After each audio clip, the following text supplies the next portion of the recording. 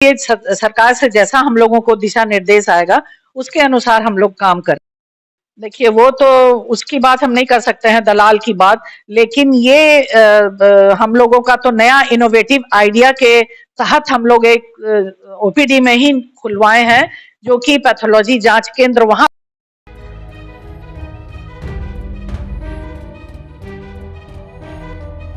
नमस्कार, बिहार मिथिला न्यूज में आपका स्वागत है। मैं हूं मनोज।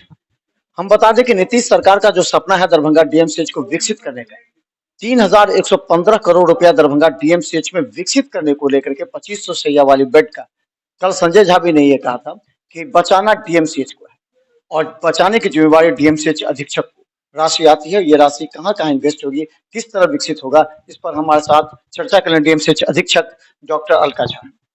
एक परिवर्तन कि आप इसके बाद सुरक्षा और सफाई को लेकर के पहले फेज में काम हुआ था, कितना संतुष्ट आप हैं?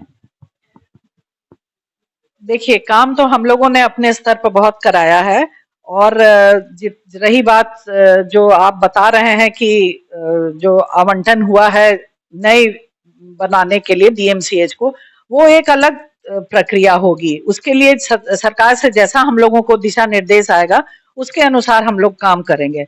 और अभी जो काम हो रहा है, हम लोग अभी जो की स्थिति है उसको, पहले की जो स्थिति थी उसको सुधारने का, क्योंकि दरभंगा मेडिकल कॉलेज बहुत ही पुराना अस्पताल है, जो करीब अब तो अगले साल उसका 100 साल पूरा होने वाला है।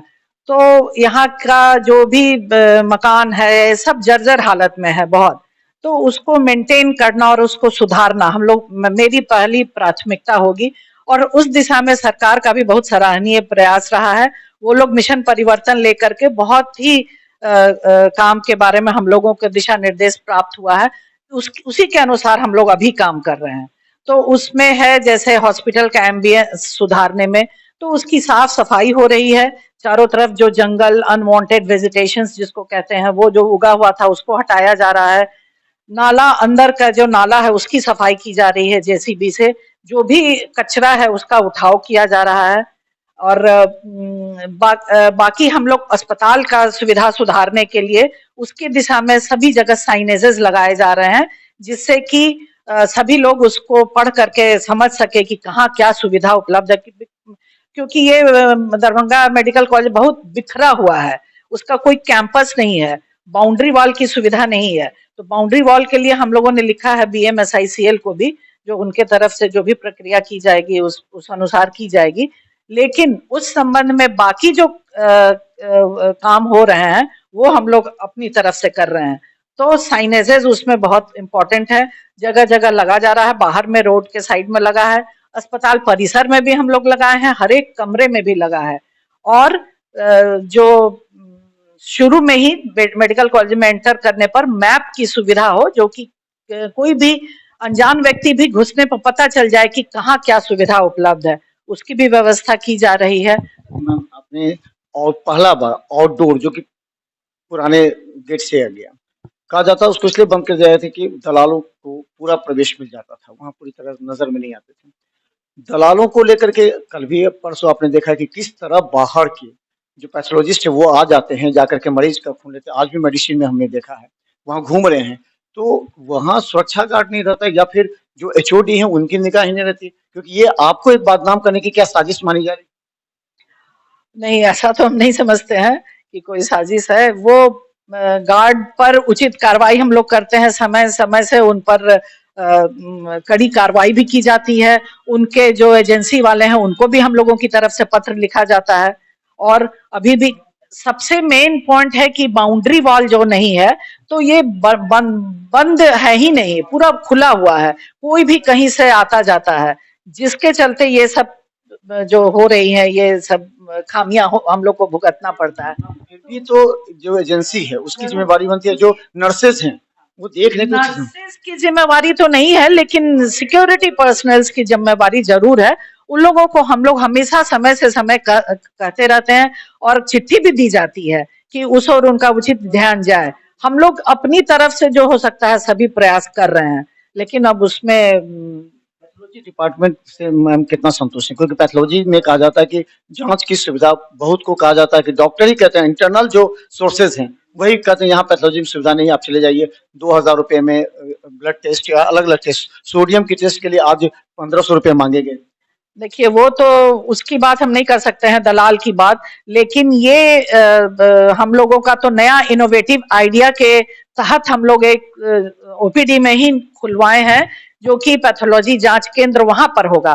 पहले मरीजों को बहुत दूर जाना पड़ता था क्लिनिकल पैथोलॉजी में, फिर रिपोर्ट लेने भी वहां जाना पड़ता था। अब मरीजों को ये सुविधा उत्पन्न हुई है कि जितने भी मरीज ओपीडी में दिखलाते हैं आउटडोर में, सारे मरीज का ब्लड जांच वहीं पे हो जाता है और रिपोर्ट्स भी वहीं कलेक्ट होता है। और आगे हम लोग और सुविधा लाने जा रहे हैं ताकि वो जो उनका रिपोर्ट्स होता है वो मोबाइल पर ही उपलब्ध हो सके। ये हो जाएगा तो बहुत बड़ी उपलब्धि होगी।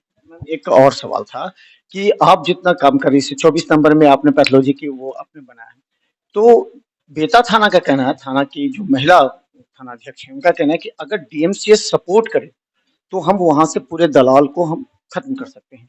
तो इसमें क्या आपके कोई अधिकारी उनके साथ कोलैबोरेशन कर करके, क्योंकि ये मरीज को भी परेशान करता है और डीएमसीएच को भी बदनाम करता है, तो क्या ऐसी कोई पहल हो सकती है जिसकी वजह से वो हड़कंप मच जाए? ये तो ज्यादा वही लोग बताएंगे, बल्कि हम तो विपरीत कर रहे हैं। वो लोग सहयोग कर रहे हैं हम लोग का, तो हम लोग इससे छुटकारा पा सकते हैं। कोई कोलैबोरेशन, कोई अधिकारी आपके उनके साथ डिप्यूट को, क्योंकि वो थोड़ा सा उनके साथ घूमे तो जाके हड़कंप मचे। तो वो जब जब वो लोग सहायता मांगेंगे हम लोग तो रेडी हैं, हमेशा तैयार हैं।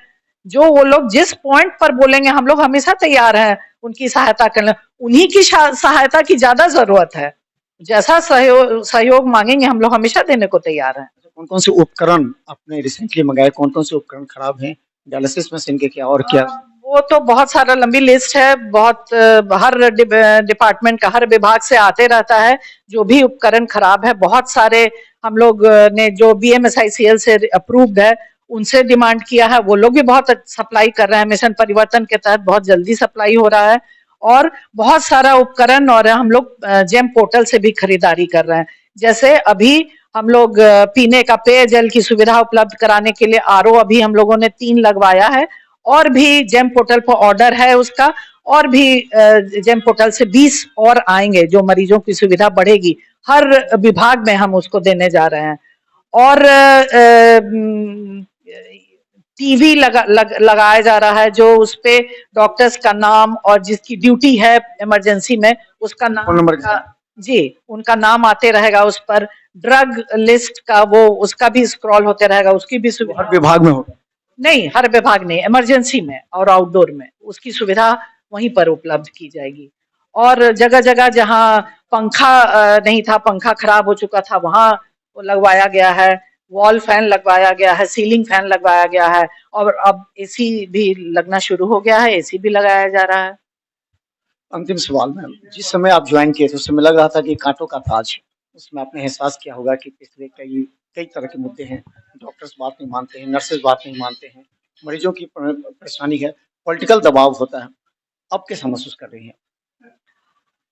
नहीं, ये कांटों का ताज कहिए, पता नहीं क्या है, लेकिन जो भी है हम चैलेंज के रूप में इसको स्वीकार कर रहे हैं, और जैसा जैसा आता है वैसे हम अपना ड्यूटी निभाते जा रहे हैं। पता नहीं, ये तो लोग बताएंगे कि कितना सफल हो रहा है और कितना कैसा काम हो रहा है। मरीजों के पास भी जाके कभी पूछते हैं जो आखिर क्या समस्या है? बिल्कुल जाते हैं, बिल्कुल जाते हैं और हमेशा पूछते हैं।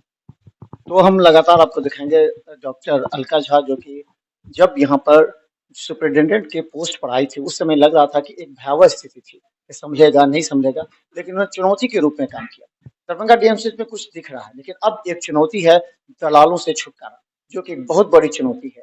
और इसके लिए यहाँ के मेट्रॉन भी आज हमारे कही हैं कि एक समय था जो दलाल भागे थे, लेकिन अब दलाल काफी ज्यादा मजबूर कर रहे हैं मरीजों को। और हम लगातार दरभंगा के विभिन्न विभागों में जाकर के हम दिखाएंगे मरीजों का हाल। देखते रहे बिहार मित्र न्यूज, फिर भी DMCH अब विकसित हो रहा है। धन्यवाद।